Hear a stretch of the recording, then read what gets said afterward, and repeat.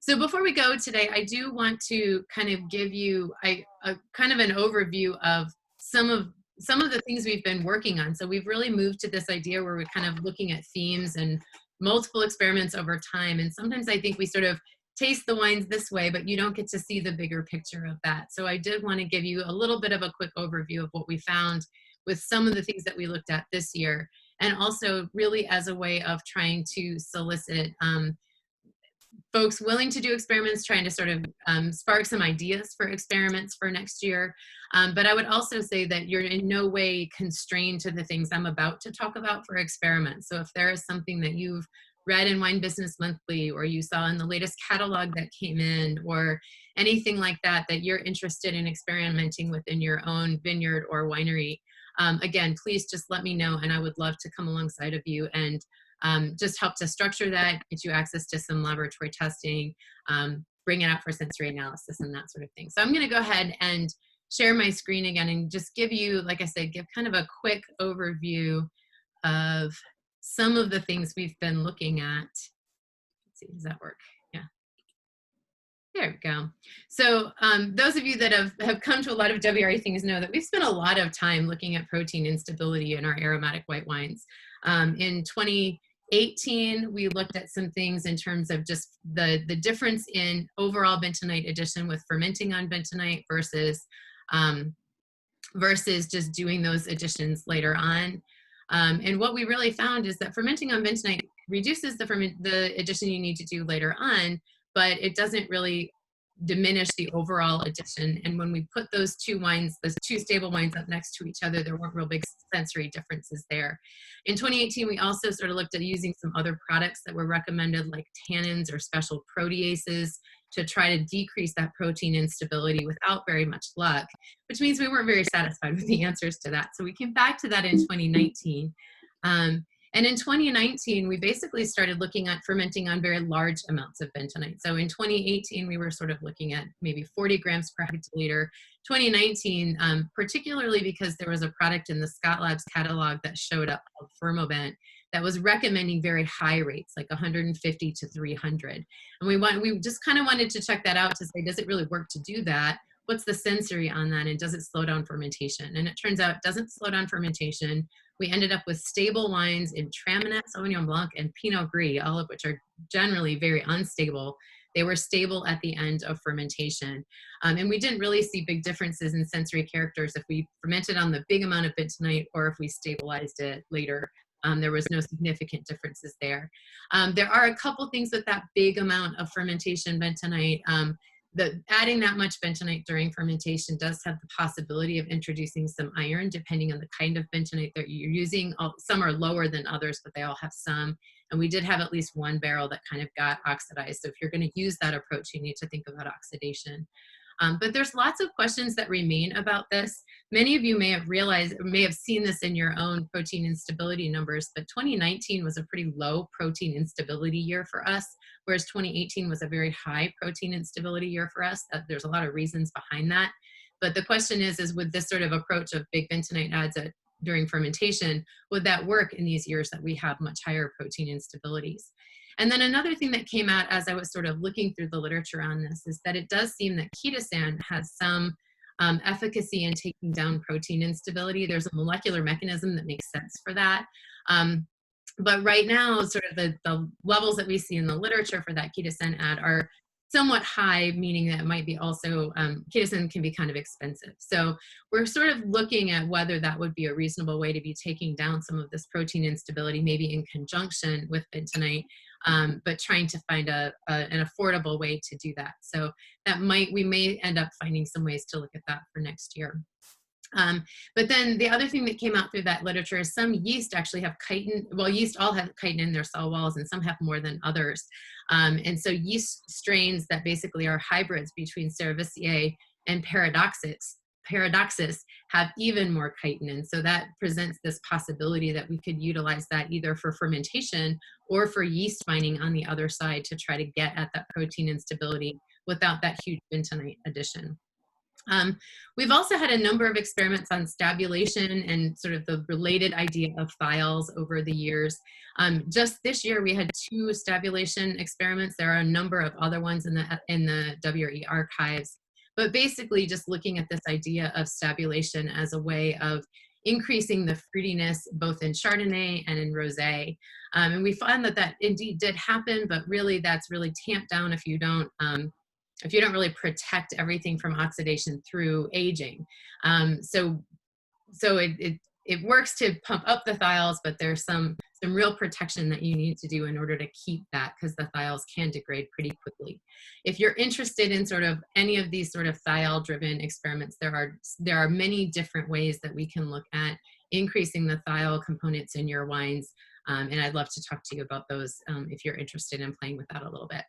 We also had a couple of experiments with hyperoxygenation this year. So that same experiment with stabulation in Chardonnay that Theo did at Rappahannock, he also took the same juice and he hyperoxygenated it.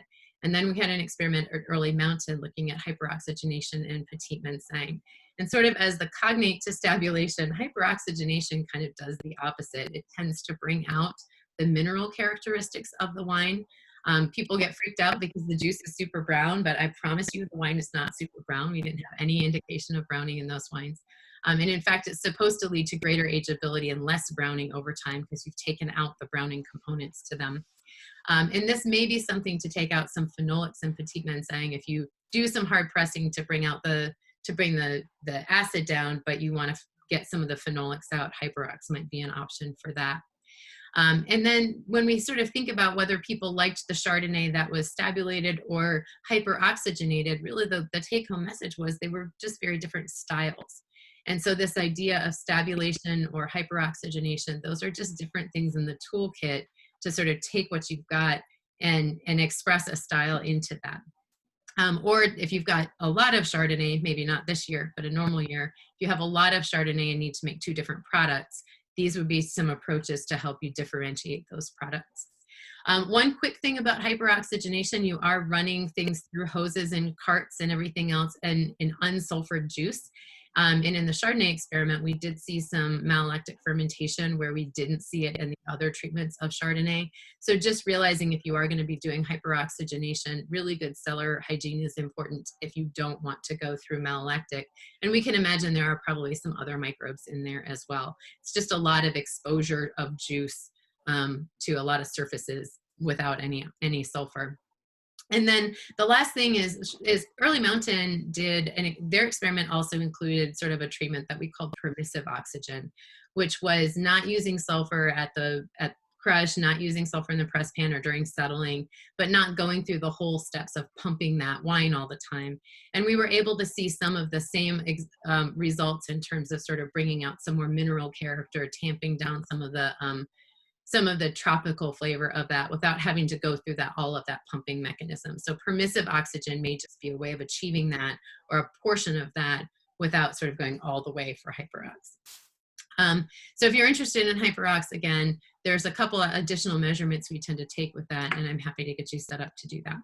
So we also are just always in pursuit of dry Petit Manseng. It seems like this is the white whale of the Virginia wine industry, and we will try to achieve it. So number of different experiments in the last couple of years. We've used malic degrading yeast in order to bring down some of the malic acid. We saw it bring down the malic acid, the total acidity, and actually bring up the pH a little bit. Whether the crowd preferred one or the other really was very stylistic. The reason they liked one was because of acid, and the reason they didn't like one is because of the acid. So that is very much about your style preference. As I just said, the hyperoxygenation and permissive oxygen was able to sort of tamp down some of that tropical intensity, which I think some people don't really like so much in their Petit Manseng. So a little bit of oxidation to the juice will sort of help to deal with that part of the Petit Manseng a little bit.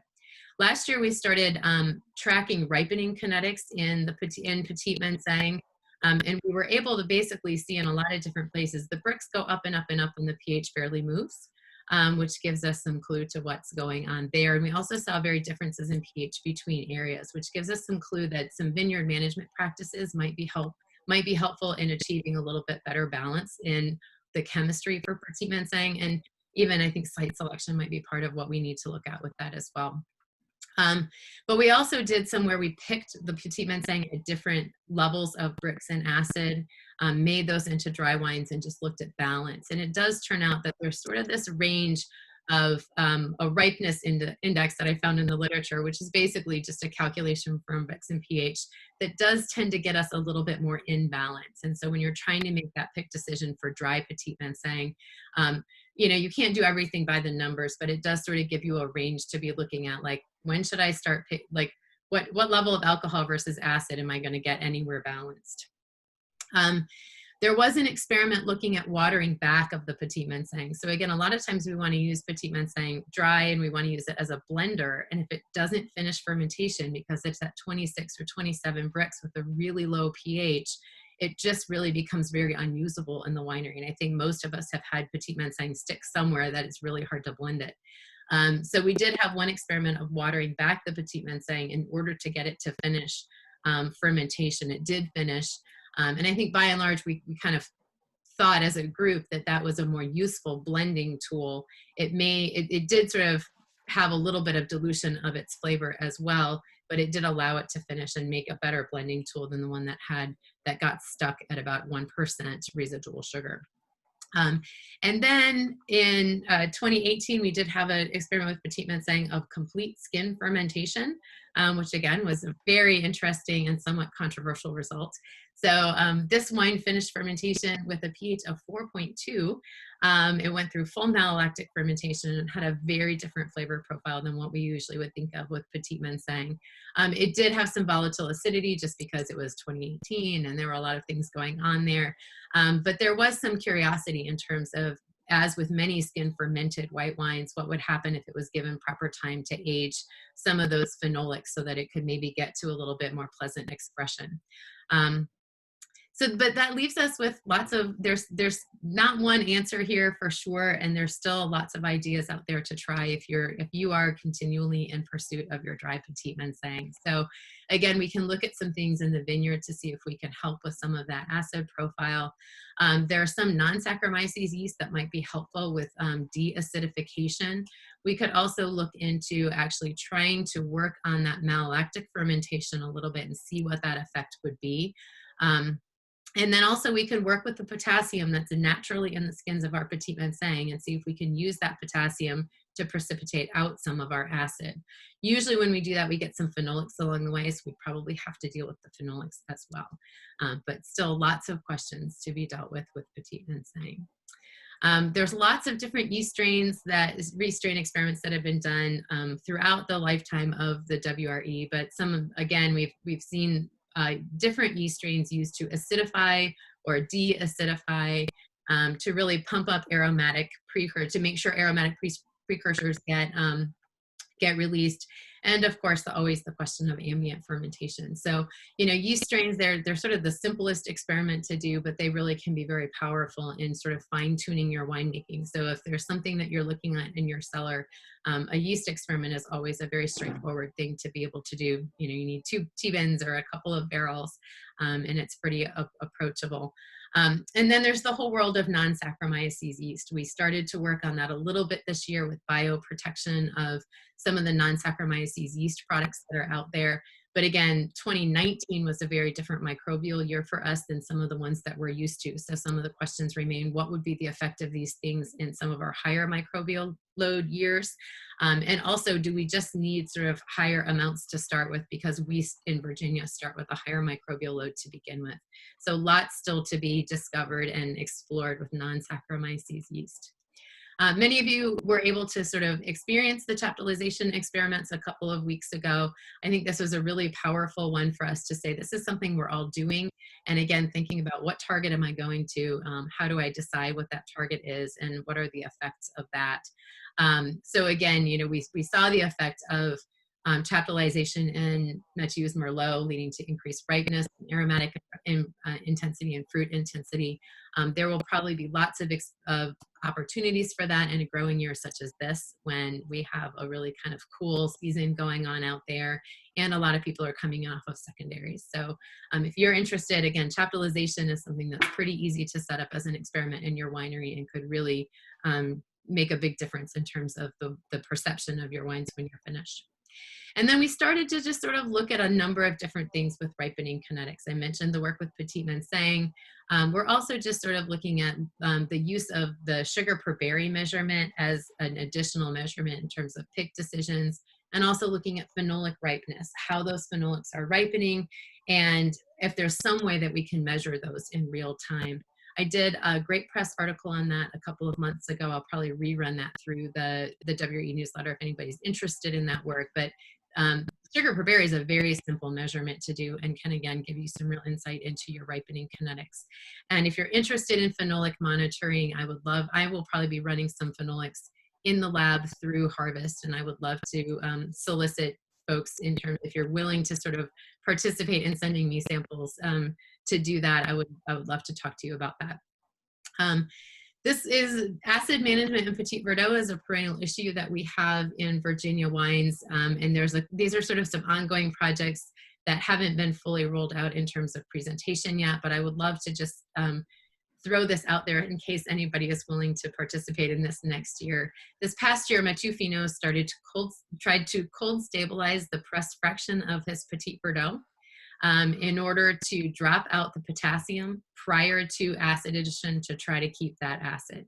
And what you can see by the graph here is basically the cold stabilized with the same acid addition, the cold stabilized wine was able to sort of age at a much better pH in the 3.85, 3.86 range, versus the non-cold stabilized wine was all the way up into the 4.06-ish range.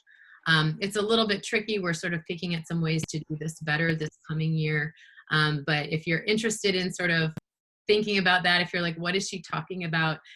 Feel free to give me a call. I'd love to talk you through what this looks like, how he's approaching it, and whether or not that might be an interesting thing for you to try in your own winery.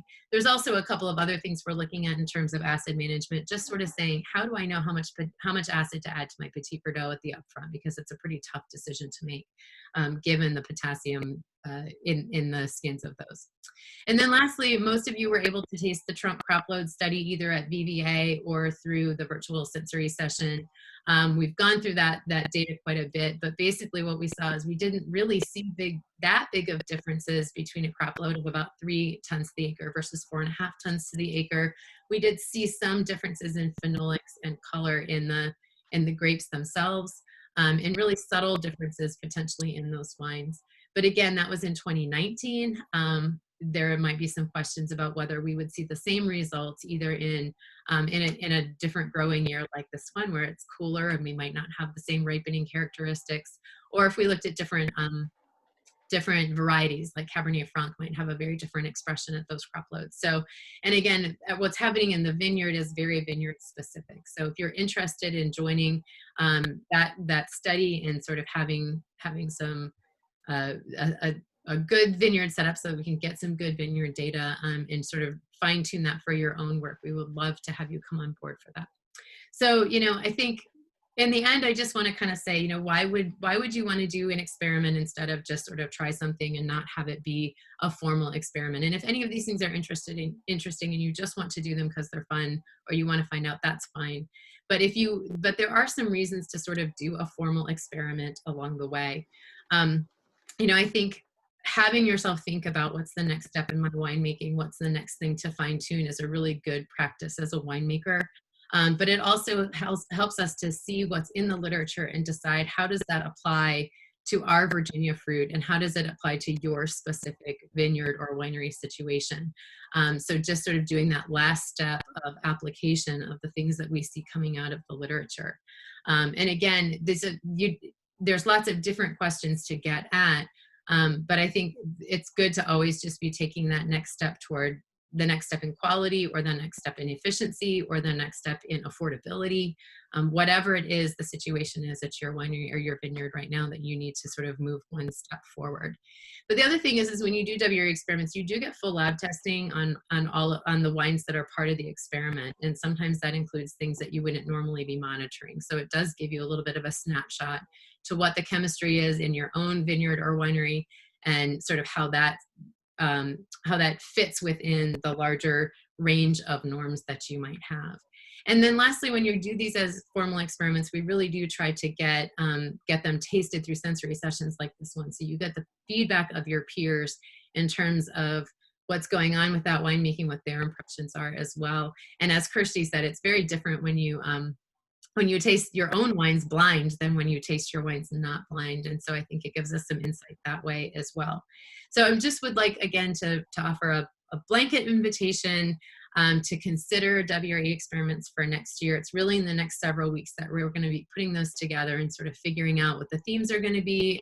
But even if you don't fit within a theme, if there's something you want to do in your winery, we still would love to come alongside and do that with you. So if you are interested in any of the things I've just talked about, or if there's something you've read about, or you just really want to pick at in your own winemaking, please just let me know. I am happy to, if you send me an email, we can correspond by email, we can make an appointment for a phone call, or you can just call and see if I'm available to answer the phone. But even if it doesn't turn into a formal experiment, I would just really love to have a chance to talk with you about what's going on in your winery, what you need right now in terms of the WRE, and how we can be helpful in getting there with you. So with that, let me come here. I'll just thank you guys for hanging in the whole day. I know this is a little bit late, but again, please just let me know if there's anything that that you're interested in working in, or if you're interested in seeing us work on. So before we leave today, I do want to make sure that we thank the Virginia Wine Board, who takes care of the funding for this project. They have funded the WRE again for 2020, which is why we can start to look at experiments. So we are very excited about that. And thanks to Kirsty for doing her experiment and sharing that with us, and for doing replicates and giving us a good data set to look at. So thank you for that. And thanks to each one of you. You are all sensory data points, but also thank you for fueling the discussion today and sharing your various impressions of these wines. So with that, I will thank you for your time, and we'll say goodbye for now. And like I said, we'll hopefully have another session in July. So thank you guys so much. Thank you, Joy.